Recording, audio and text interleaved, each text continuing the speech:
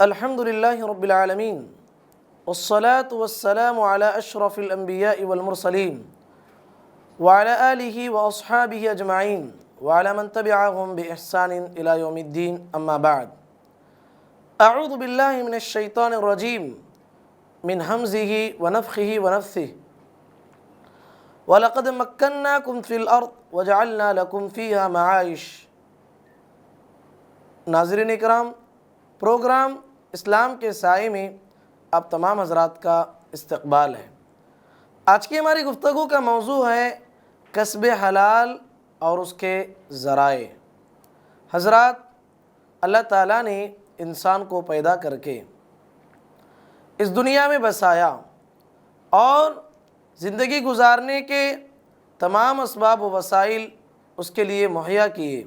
سورہ اعراف میں اللہ تبارک و تعالیٰ نے ارشاد فرمایا وَلَقَدْ مَكَّنَّاكُمْ فِي الْأَرْضِ وَجَعَلْنَا لَكُمْ فِيهَا مَعَائِشَ، اور ہم نے تمہیں زمین کا مکین بنایا اور اس میں تمہارے لیے اسباب معیشت فراہم کیے، مگر تم اللہ کا شکر بہت کم ادا کرتے ہو۔ تو حضرات، اللہ تعالیٰ نے انسان کو بنانے کے بعد اس کے اسباب معیشت بھی اس کے لیے مہیا کیا ہے۔ پھر انسان کو حکم دیا کہ وہ جد و جہد کر کے ان وسائل کو تلاش کرے، ان سے اپنی ضرورتیں اور جائز خواہشات پوری کریں۔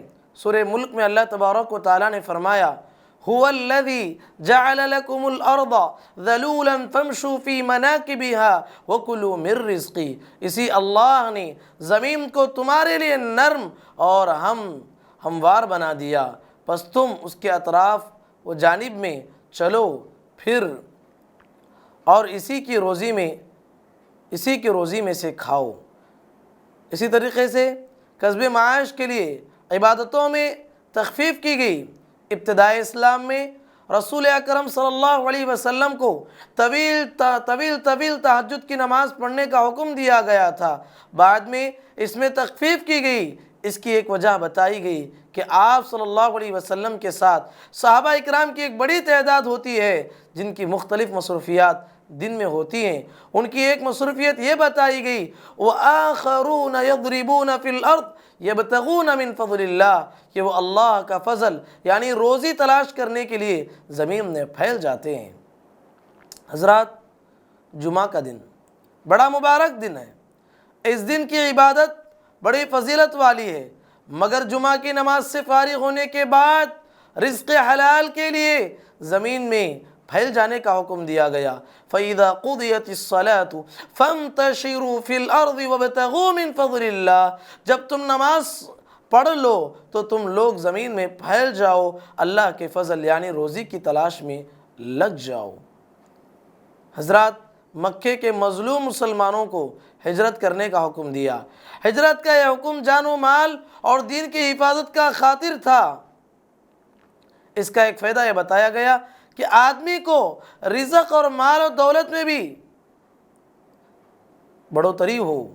فرمایا گیا وَمَن يُهَاجِرْ فِي سَبِيلِ اللَّهِ يَجِدْ فِي الْأَرْضِ مُرَاغَمًا كَثِيرًا وَسَعَةً، سورۃ النساء آیت نمبر 100 ہے۔ اور جو شخص اللہ کی راہ میں ہجرت کرتا ہے وہ زمین میں بہت سی پناہ کی جگہیں اور کشادگی پاتا ہے۔ حضرت عمر بن خطاب رضی اللہ عنہ کا ارشاد ہے جہاد کے بعد میرے نزدیک موت کے لیے سب سے اچھا وقت وہ ہے جس میں اللہ کا فضل انسان تلاش کر رہا ہو، اسی حالت میں اس کی موت آئے۔ پھر آپ نے سورہ مزمل کی یہ آیت تلاوت کرتے ہوئے فرمائی وَآخَرُونَ يَضْرِبُونَ فِي الْأَرْضِ يَبْتَغُونَ مِن فَضْلِ اللَّهِ، سورہ مزمل کی یہ آیت کہ وہ اللہ تبارک و تعالیٰ کا فضل یعنی روزی تلاش کرنے کے لیے زمین میں پھیل جاتے ہیں۔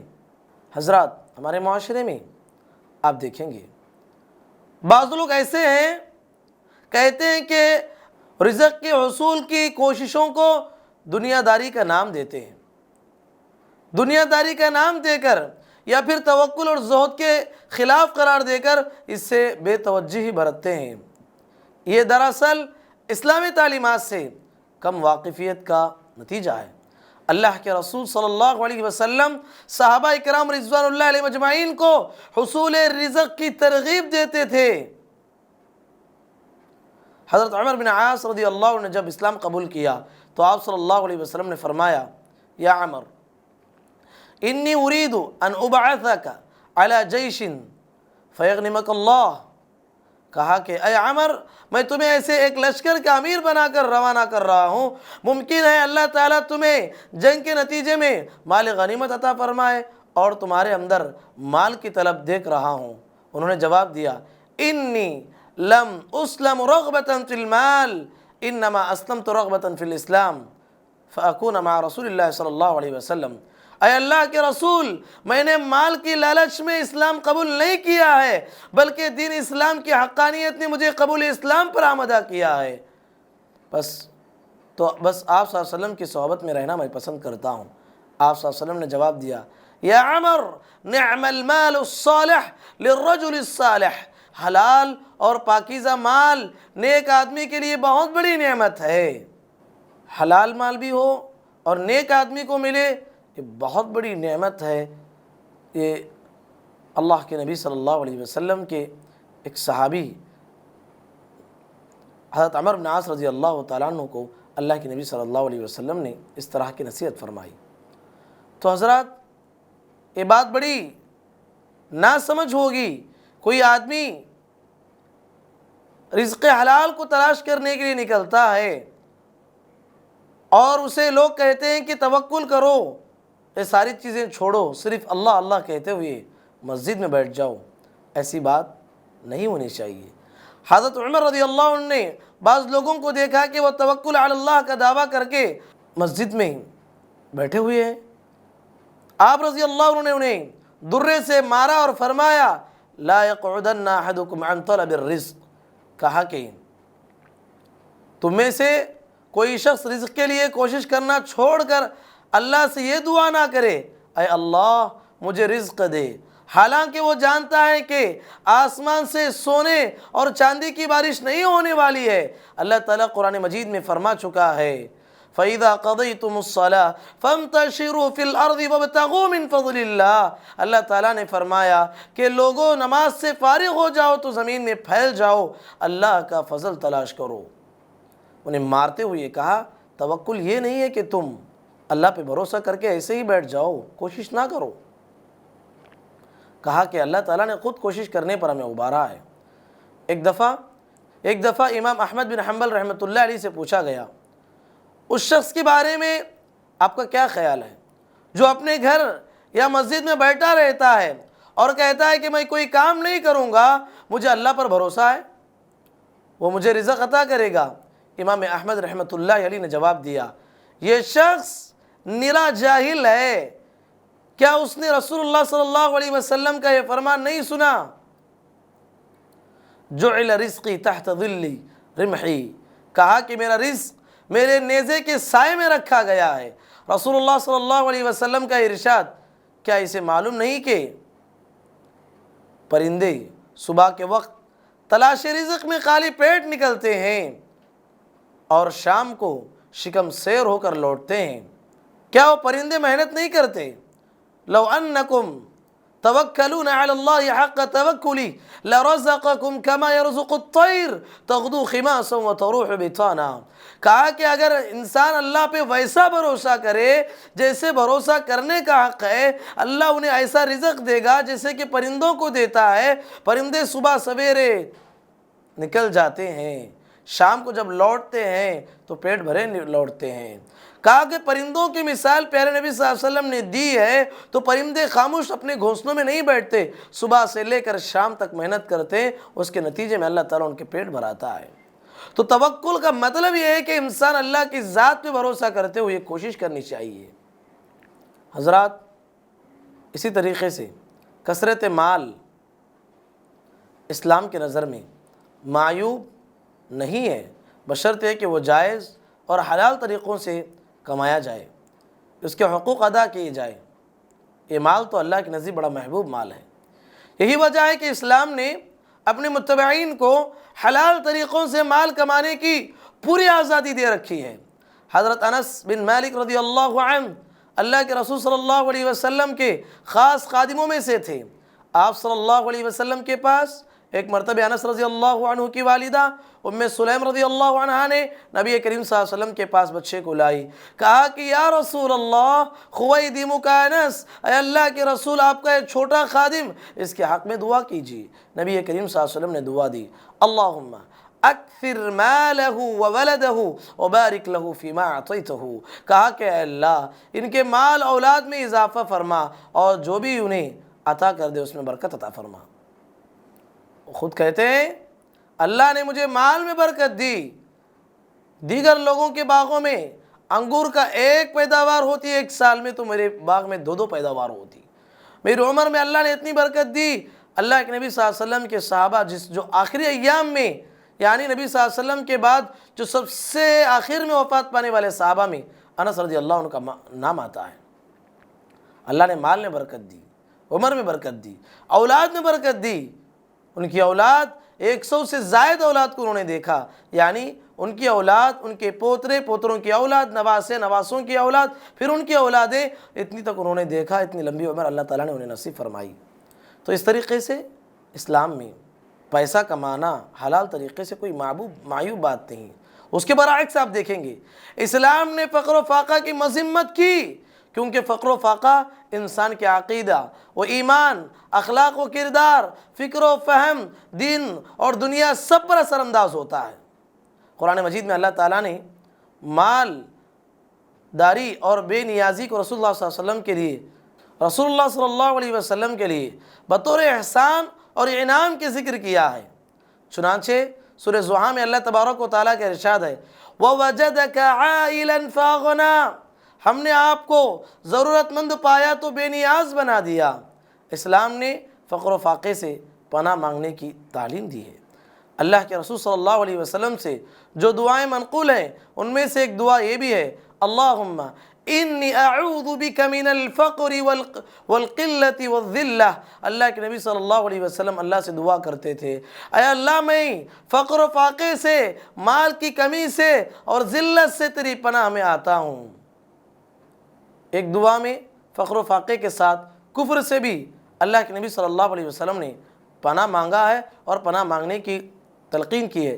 اللہم انی اعوذ بک من الکفر والفقر، اللہ کے نبی صلی اللہ علیہ وسلم فرماتے تھے اے اللہ میں تیری پناہ مانگتا ہوں کفر اور فقر و فاقے سے۔ شارحین لکھتے ہیں کفر اور فقر میں گہرا تعلق ہے، کیونکہ فقر و فاقہ انسان کو کفر اور شرک تک لے جاتا ہے۔ اللہ اکبر۔ اسی لیے عربی زبان میں کہا جاتا ہے کاد الفقر ان یکون کفرا، فقر و فاقہ کفر کا باعث بن سکتا ہے۔ تو حضرات یہ تمام باتوں سے کیا بات معلوم ہوئی؟ مال انسان کو کمانا چاہیے، انسان کو محنت کرنا چاہیے، جد و جہد کرنا چاہیے، کوشش کرنی چاہیے۔ اللہ پہ بھروسے کا ایک سب سے بڑا مطلب یہی ہے انسان اللہ کی ذات پہ توکل کرتے ہوئے محنت کرنے کی کوشش کرے۔ اسلام نے محنت کرنے پر ابھارا ہے۔ حلال طریقے سے آنے والا مال، اس کے حقوق کو ادا کرنے والا مال، یہ بڑی نعمت ہے ایک آدمی کے لیے۔ آئیے ہم جانتے ہیں اسلام نے مال کمانے کے مختلف طریقوں کی نشاندہی کی ہے، اس کو ہم جاننے کی کوشش کریں گے۔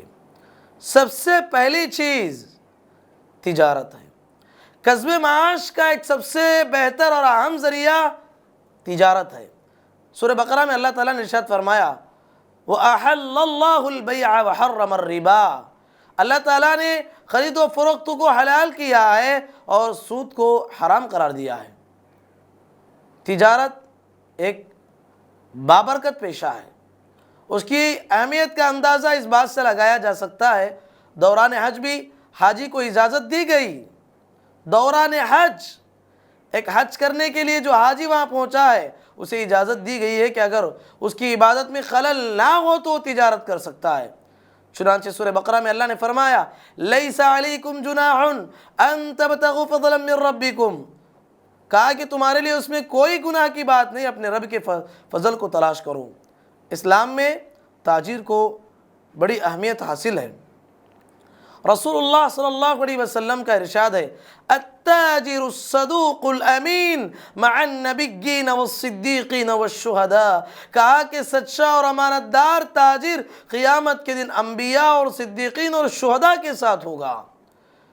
कुरान मजीद में ऐसे ताजिरों की तारीफ़ की गई जो इस्लामी उसूल के मुताबिक तिजारत करते हैं, तिजारत में गुम होकर इबादतों से, अल्लाह की याद से गाफिल नहीं होते।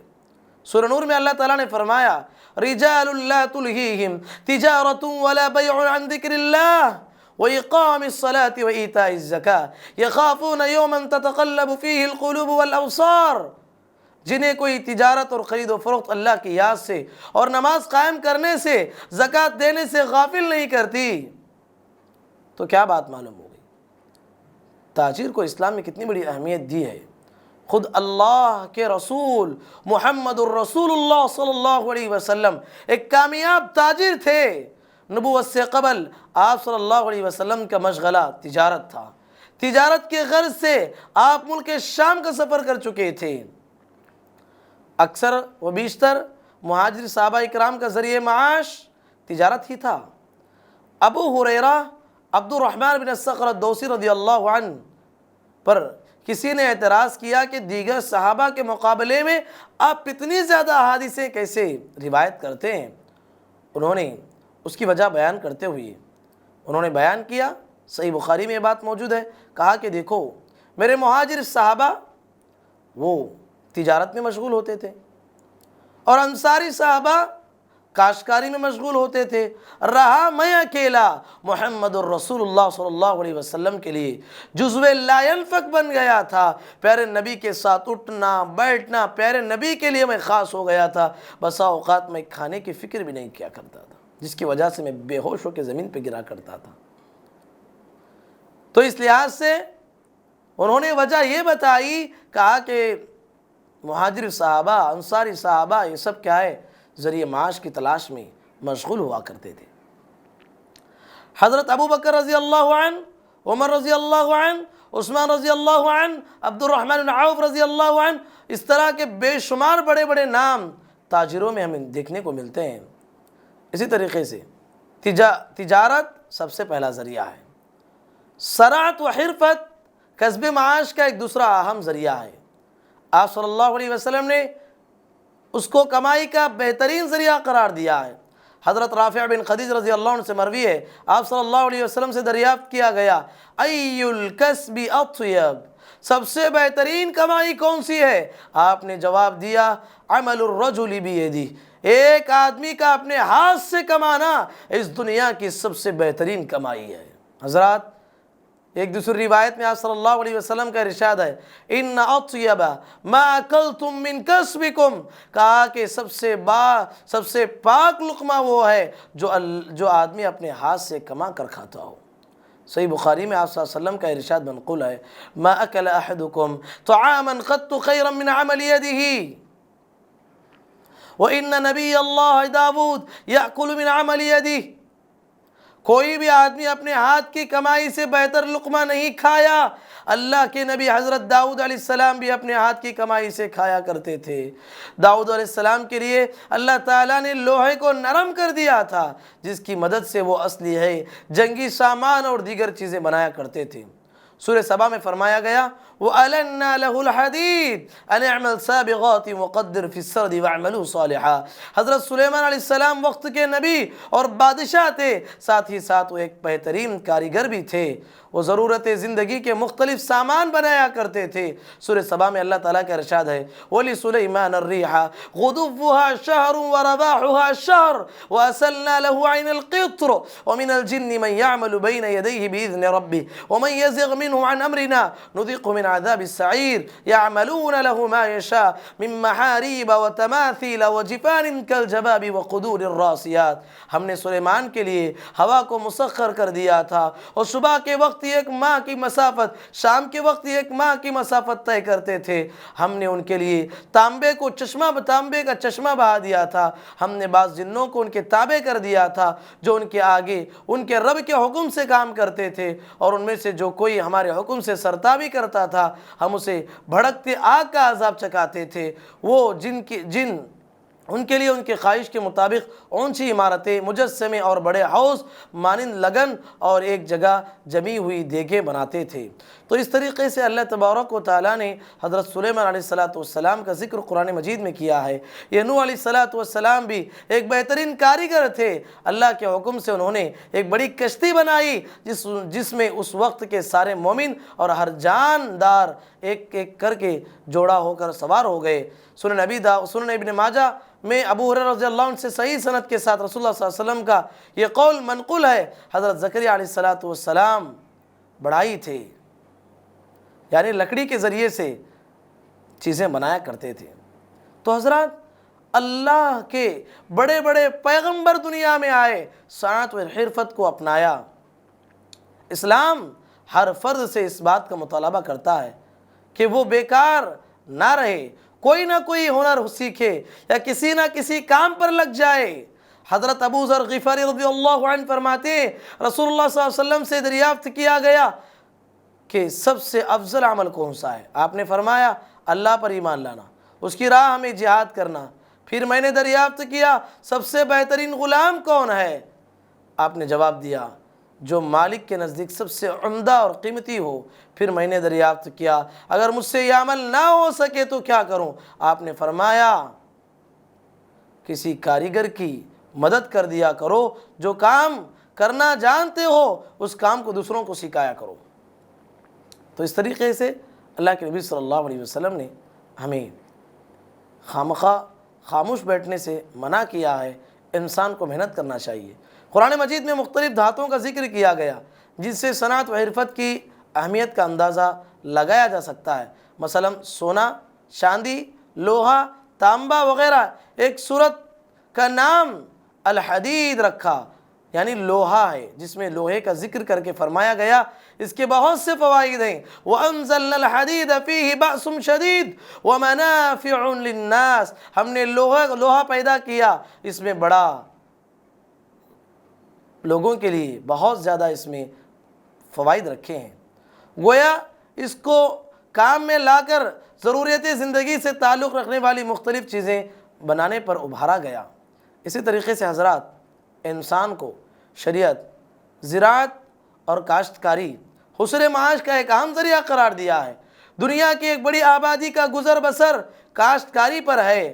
یہ بڑا صبر آزما اور محنت طلب کام ہے، مگر ساتھ ہی یہ خیر و برکت والا کام ہے۔ قرآن مجید نے صدقہ و خیرات کی اہمیت کو واضح کرتے ہوئے زراعت اور کاشتکاری کی حقیقت کو بھی واضح کیا۔ سورہ بقرہ میں اللہ تعالیٰ نے ارشاد فرمایا مثل الذین ينفقون اموالهم فی سبیل اللہ کمثل حبۃ انبتت سبع سنابل فی کل سنبلۃ مئۃ حبۃ، جو لوگ اپنا مال اللہ کی راہ میں خرچ کرتے ہیں ان کی مثال اس دانے کی سی ہے جس نے 7 خوشے اگائے، ہر خوشے میں 100 دانے تھے۔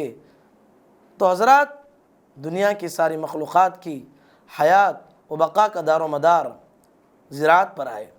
اگر کاشتکاری نہ ہوتی تو غذائی بحران کی وجہ سے دنیا کا وجود خطرے میں پڑ جائے گا۔ اسی لیے اسلام نے کاشتکاری پر بڑے اجر و ثواب والا کام بتایا ہے۔ رسول اللہ صلی اللہ علیہ وسلم کا ارشاد ہے ما من مومن یغرس غرسا او یزرع زرعا فیأکل منه طیرا او انسان او بہیمۃ الا کان له صدقہ، ترمذی کی روایت ہے۔ کہا جو بھی مسلمان کوئی درخت لگاتا ہے، کوئی بیج بوتا ہے، اس کے فصل سے کوئی پرندہ کھاتا ہے یا کوئی جاندار کھاتا ہے یا کوئی انسان کھاتا ہے یا کوئی جانور کچھ بھی کھا لیتا ہے، اس کے حق میں نیکی لکھ دی جاتی ہے۔ سبحان اللہ۔ کاشتکاری پر احادیث میں بہت زیادہ زور دیا گیا۔ رسول اللہ صلی اللہ علیہ وسلم نے ایک حدیث میں فرمایا اگر قیامت قائم ہونے والی ہو اور تم میں سے کسی کے ہاتھ میں کوئی پودا ہو، قیامت قائم ہونے سے پہلے وہ اسے بو سکتا ہے تو اسے چاہیے کہ ضرور بوئے۔ تو اس حدیث میں کاشتکاری پر ابھارا گیا۔ اسلام اس بات کو پسند نہیں کرتا کہ کوئی قابل کاشت زمین بنجر رہے۔ کاشتکاری کے قابل زمین کو کام میں لانے پر ابھارا گیا۔ حضرت جابر بن عبداللہ رضی اللہ عنہ فرماتے ہیں رسول اللہ صلی اللہ علیہ وسلم کا ارشاد ہے من کانت له ارض فلیرزعها نبی کریم صلی اللہ علیہ وسلم نے فرمایا جس کے پاس کاشتکاری کے لیے کوئی زمین ہو اسے چاہیے کہ اس میں کاشتکاری کرے، اور اگر وہ نہ کر سکتا ہو تو اسے چاہیے کہ وہ اپنے بھائی کو دے جو اس میں سے کاشتکاری کر سکتا ہو۔ اگر کوئی شخص بنجر زمین میں کاشتکاری کرتا ہے یقیناً وہ ساری انسانیت پر احسان کرتا ہے، اسی لیے اسلام نے اس کی محنت کی قدر کی، اس کی محنت کو قدر کی نگاہوں سے دیکھا ہے۔ فرمایا من احیا ارضا موتا فلہ، اللہ کے نبی صلی اللہ علیہ وسلم نے فرمایا من احیا ارضا،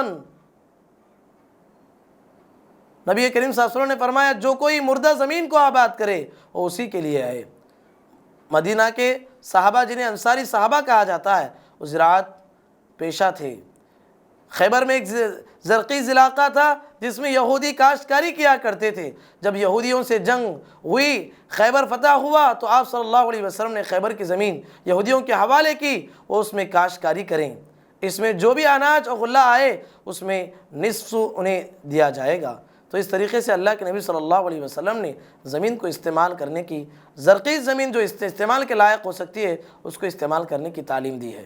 اسی طریقے سے محنت اور مزدوری کسب معاش کا ایک اہم ذریعہ مزدوری بھی ہے۔ اگر کوئی تجارت یا زراعت کے مواقع میسر نہ ہو، کوئی ہنر بھی نہ آتا ہو، انہیں محنت اور مزدوری کی حصول معاش کا سامان کرنا چاہیے۔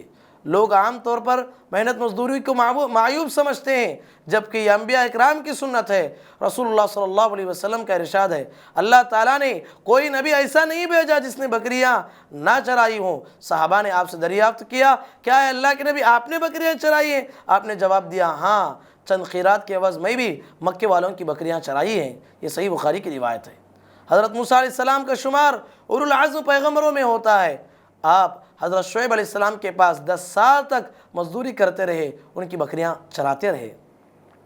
دوسروں کے سامنے ہاتھ پھیلانا ذلت و رسوائی کا کام ہے، اسی لیے اسلام اسے پسند نہیں کرتا۔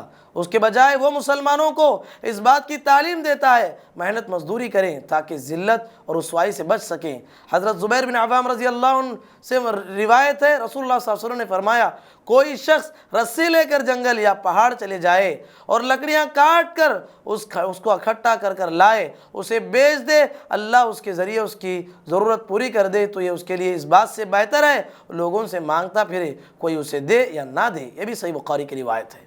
تو اللہ کے نبی صلی اللہ علیہ وسلم نے کہا آدمی جنگل جاتا ہے، لکڑی اکٹھا کرتا ہے، لا کے معاشرے میں بیچتا ہے، یہ اس کے لیے بہتر ہے اس ذلت سے جو ذلت کے کسی آدمی کے سامنے ہاتھ پھیلائے، کوئی دے یا نہ دے۔ حضرات، کسب معاش کے چند ذرائع ہیں۔ اسلام حلال طریقے سے کمانے کے لیے ہر جائز وسیلے کو اپنانے کی اجازت دیتا ہے۔ کسب معاش کی ہر جائز کوشش کو انسان کو اپنانے کی تعلیم دیتا ہے۔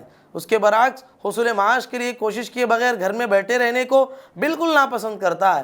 آج مسلمانوں کی ذلت اور پستی کا ایک بنیادی سبب یہ ہے وہ کسب معاش کے میدان میں بہت پیچھے ہیں۔ جب انسان کے پاس اپنی بنیادی ضرورتوں کے لیے مال نہ ہوگا تو وہ نہ اپنے اہل و عیال کی حقوق کو ادا کر پائے گا اور نہ اولاد کی صحیح تعلیم و تربیت کا انتظام کر سکے گا، بلکہ دوسروں کے سامنے ہاتھ پھیلانے پر مجبور ہوگا، جو ایک ذلیل عمل ہے۔ اس کے علاوہ ایسے ایک شخص انفاق فی سبیل اللہ، صدقہ و خیرات، عمرہ اور حج جیسی عظیم عبادتوں سے محروم ہو جاتا ہے اگر انسان کو پیسہ اس کے پاس اور مال اس کے پاس نہ ہو۔ اللہ نے ارشاد فرمایا لن تنالوا البر حتى تنفقوا ما تحبون، تم لوگ بھلائی ہرگز نہیں پاؤ گے جب تک اللہ کی راہ میں وہ مال نہ خرچ کرو جو تم محبوب رکھتے ہو۔ آل عمران کی یہ آیت ہے۔ غرض مال و دولت نہ ہونے کی وجہ سے اس کی دنیا بھی متاثر ہوگی اور آخرت بھی متاثر ہوگی۔ اس لحاظ سے انسان حلال طریقوں سے مال کمائے، مال جمائے، اللہ کے راستے میں خرچ کرنے کی کوشش کرے، حلال مال کے ذریعے سے اپنے اولاد کے حقوق ادا کرنے کی کوشش کرے، ان کی تعلیم و تربیت کا خیال کرنے کی کوشش کرے، اپنے اہل و عیال کو بے نیاز بنانے کی کوشش کرے۔ اللہ کے نبی صلی اللہ علیہ وسلم نے ایک صحابی کو نصیحت فرماتے ہوئے فرمایا ان تذر ورثتک الاغنیاء خیر من ان تدعهم عالة يتكففون الناس، اپنے جاتے ہوئے اپنے بیوی بچوں کو اس حالت میں چھوڑ کے جاؤ، ان کے پاس انہیں بے نیاز کر کے جاؤ۔ ایسا نہیں اللہ کے راستے میں پورا مال دے رہے ہو، اللہ کے راستے کا نام لے کر پورا مال خرچ کر کے جا رہے ہو، تمہارے مرنے کے بعد تمہاری بیوی بچے راستے میں لوگوں کے پاس بھیک مانگتے پھرے، یہ اچھی بات نہیں ہے۔ انہیں بے نیاز کر کے انہیں دنیا میں ان کو اچھے پوسٹ پہ رکھ کر اچھے مقام پہ رکھ کے جانے کی کوشش کریں۔